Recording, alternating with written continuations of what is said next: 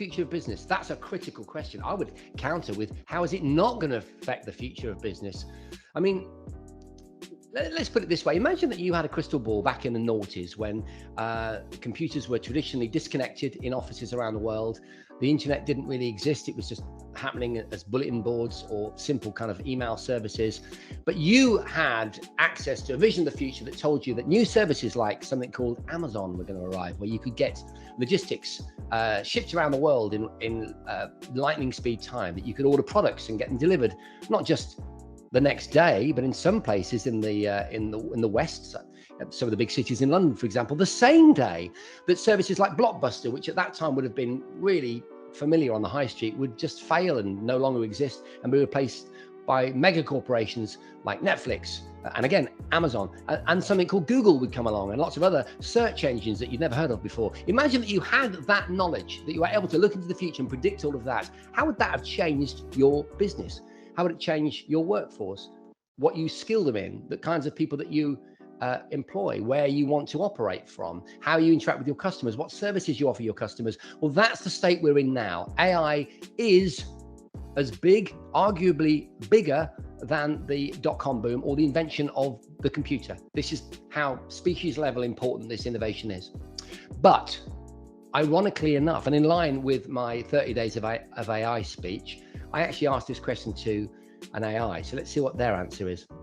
I did ask them to keep it short. So a 4-line answer, please, I wrote. Okay, so the question is, how will AI affect the future of business? And the AI said, AI is expected to have a significant impact on the future of business, leading to increased efficiency and cost saving through automation and improved decision making. That's interesting. It affects leadership too. AI will also enhance the customer experience through personalized recommendations and support. Additionally, AI is expected to give rise to new business models. That's critically important. So you've probably heard this before. The jobs that AI is going to bring to your businesses, some of them haven't been invented yet. And it's going to create new opportunities for growth and innovation. I don't know. It's up to you. Which answer do you prefer, the human one or the AI one?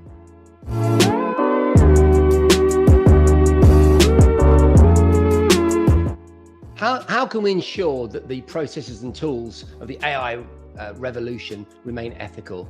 So the ethics of AI is really the talking point of the moment. You might be aware that there are certain signatories to a letter, one of which is Elon Musk, which is where all the headlines come from. And the letter is asking for a pause in the development of AI. In fact, who knows what, when you watch this video, that pause may have been initiated. We don't know. It might sound strange to you that in our current stage of late capitalism and the ways that we do business, that pausing innovation might seem impossible, but actually there are several historical precedents for slowing things down, pausing, putting a moratorium on development of various critically important technologies. For example, chemical and biological weapons, nuclear weapons. The proliferation of nuclear weapons, as you know, is subject to various treaties. And perhaps most analogous to the development of AI, I think developments that came from the Human Genome Project, so human cloning. It's been agreed through most of the countries on Earth, probably all of them, that we don't pursue human cloning at this point in our evolution. We're quite good at coming together as a species and agreeing to make the right decision. And I wonder whether that might be the way we go forward with AI. The reason it's important, the reason the ethical question is so important, is to do with the rapid nature of growth in AI. And so you need to understand fundamental level that AI evolves exponentially. So you might be familiar with exponential growth in terms of things like Moore's law, but when AI evolves, it evolves very, very quickly. If you set the task of the AI on improving itself, change can happen very quickly, almost to the extent where we can't control it and we don't have the moral, ethical frameworks in which to work. So that's why the ethics is a particular problem. It will be rapid, it will be fast, it will be problematic, and so I think we need to think very carefully about AI's ethical dimension. What is the next big thing in technology? This has got to be the number one question that I get asked as I travel the world doing various speaking engagements. And It has changed. It's evolved. My answer has evolved over, let's say, the last 10 years. I used to talk about blockchain. I would talk about crypto. I'd talk about quantum computing. I always talk about automation, and I would use that in this answer. I do think that the automation of vehicles, self-driving vehicles, will be huge, and huge in ways that we don't immediately imagine. For example, there is a crisis in the retail sector at the moment. So big warehouses with tills at the front, which is what the big stores are on the high streets, certainly around the UK, are no longer serviceable.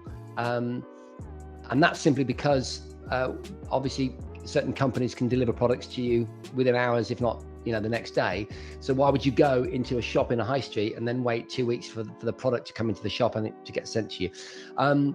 What's happening in retail, certainly in the retail spaces that are getting it right, is experiential shopping is becoming a thing. So what delivery services at the moment can't offer me, well, they could potentially offer me in the virtual sense. We'll get to that in a minute. But physically, they can't offer me hands-on with the product, like a new keyboard. How does it type? What does it sound like? Is it good for gaming or whatever it is that you want it for?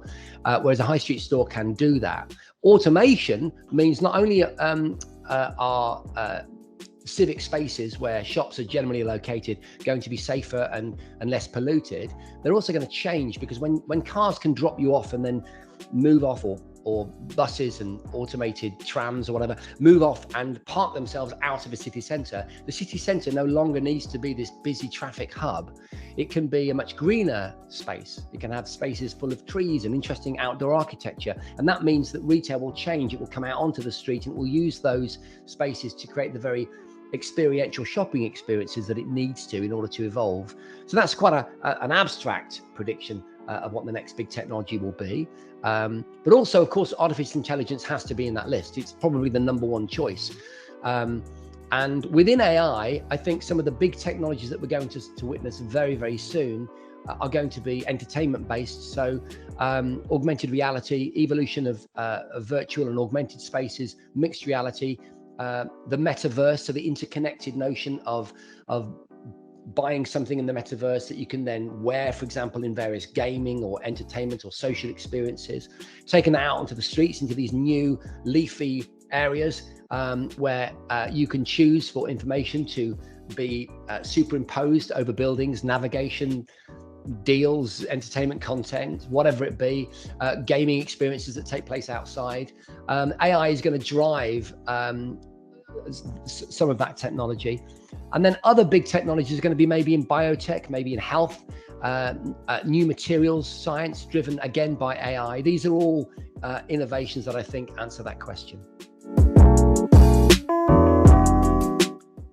What can audiences expect to learn from my keynote, 30 Days of AI? So the concept behind 30 Days of AI, as the name suggests, is that I gave my life over, wherever possible, to various AI services across a spectrum of different offerings to try and enable AI to lead my life for a month. And the outcome was, some of the outcomes were amazing. Some of them were really interesting. Some of them were hilariously bad. What you can expect from it is a colorful, entertaining, but also profound, deep experience around AI, and an opportunity to see in a tangible, meaningful way, not just where we are right now with artificial intelligence, but also where we're going to be in the next 1, 5, and 10 years. I'll give you some examples. So I enter the room on a hoverboard, for real. I won't explain anymore. I'll just leave it there. I've always done that. In my previous speech, the 1,000-year decade, where I used to focus primarily on exponential growth and the way that it can help us to predict in business and life where things are going to go. I enter on the hoverboard, and the opening speech that I give to you, if you're employing me to do a keynote, was written by AI. And I have various versions of that AI opening. One is a rap, and the other one is Shakespearean verse. And then I've also got just plain English, so that it's nice and eloquent and pointed depending on what the client wants. So there's an example. Some of the things that I talk about is the experience that I had attempting to bulk up and get fit and strong. So I used a number of different artificial intelligence services, some on my phone, some involving a piece of equipment and cameras, to try and improve my physical health. And the outcome of that was quite surprising. I did bulk up, but I also started to have a pain in my right side. So I asked the AI what that might be, and it gave me a diagnosis. I then went to an actual human doctor, and I gave the human doctor a diagnosis from the AI. I predicted what the AI, I told him that the AI had predicted a certain outcome for my consultation with the doctor. The doctor immediately said, the AI is completely wrong. He then examined me and he gave me the actual diagnosis. I tell you what, I'm going to tell you what it was, right? So the AI predicted that the sensation I was having in my abdomen was a urinary tract infection. As soon as I told that to the doctor, he immediately laughed and said that it was highly unlikely based on his experience. He said, I think it's probably a hernia. And so he examined me, and it was a small hernia in the side of my abdomen, which could, I'm not going to say it was, but it could have been caused by the AI workout program. So that's completely unexpected. I then talk about lots of other stuff. So using the AI to code, I code my website. I come up with a new marketing plan for some other aspects of my business, and I roll them out. AI provided me with a number of side hustles, one or two of which I actually attempted, one of which actually made a profit within 30 days. So that's the general nature of it. It's upbeat, it's different, but it's also deep and thought-provoking. I hope you'll enjoy it. 30 days of AI.